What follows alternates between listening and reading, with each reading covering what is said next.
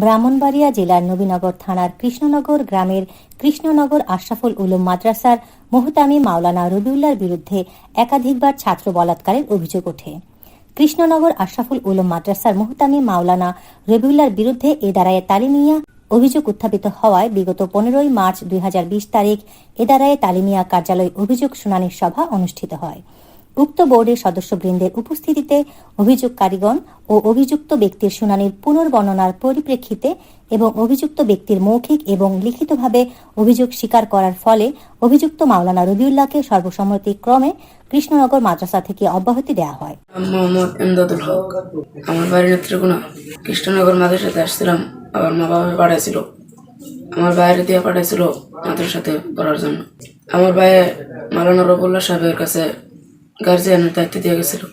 উনি আমাকে অনেকদিন আদর করছে। আদর করার পর হঠাৎ একদিন সকালবেলা 9টার সময় আসবার পর উনি আমার কাছে, দাদুল তুমি আমাকে একটু পানি এনে খাও।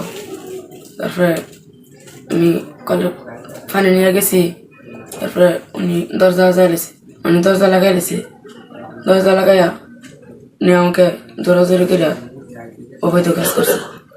আমি বলছি, হুজুর আমি আপনার ছেলের মতন, আমাকে আপনি ছাড়ে দেন। একবার করছে, উনি অনেকদিন যাবৎ আমার সাথে এরকম করছে। রাখছি, তাও আমার সাথে জোর করে করে এরকম কাজ করছে। আপনার কাছে আমি বিচার চাই। দূরাতে লেখাপড়া করাইবার লাগে এ ছেলেটা যদি হুজুর মানুষ হইয়া এমন কাজ করতে কিবা লেখাপড়া করবো। আমি তো লেখাপড়া লাগি দিছি। অবৈধ কাম যদি করে তো একজনের দেখা দিয়ে আরেকজনে বা আরেকজনের দেখা দিয়ে আরেকজনে তো গরিব কাঙ্গালের ছেলেরারে লেখাপড়া করে থাকতো না। হুজুরে কথা দিয়ে কিবা করে, হুজুরে কাম কেমনে করে।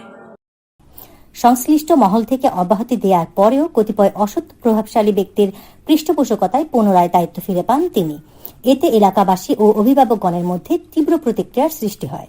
মাদ্রাসার সুনাম রক্ষার্থে যৌন নির্যাতনকারী রবিউল্লাহর দ্রুত অপসারণ এবং আইন প্রয়োগকারী সংস্থা ও ঊর্ধ্বতন মহলের সরাসরি হস্তক্ষেপ কামনা করছে এলাকাবাসী ও অভিভাবকগণ।